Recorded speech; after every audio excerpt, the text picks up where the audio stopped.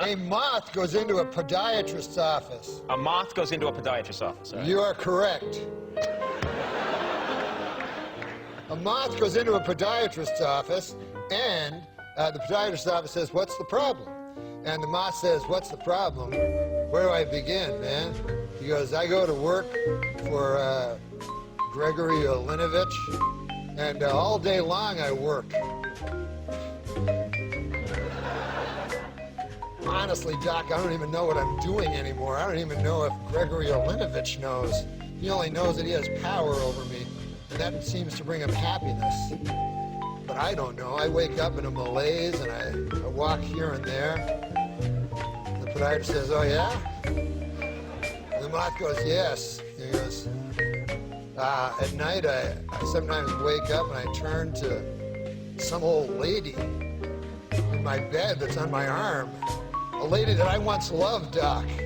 I don't know where to turn to. My youngest, Alexandria.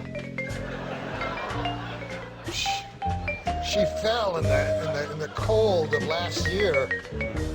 The cold took her down, as it did many of us. And my other boy, and this is the hardest pill to swallow, Doc. My other boy, Gregaro Ivanilidovich. I no longer love him. As much as it pains me to say, when I look in his eyes, all I see is the same cowardice that I catch when I take a glimpse of my own face in the mirror. If only the cowardice was stronger, then perhaps I could bring myself to reach over to that cocked and loaded gun that lays on the bedside behind me and end this hellish facade once and for all. How long a drive was this? Do you live in the valley? Where do you live? Please, sorry. He says, "Doc,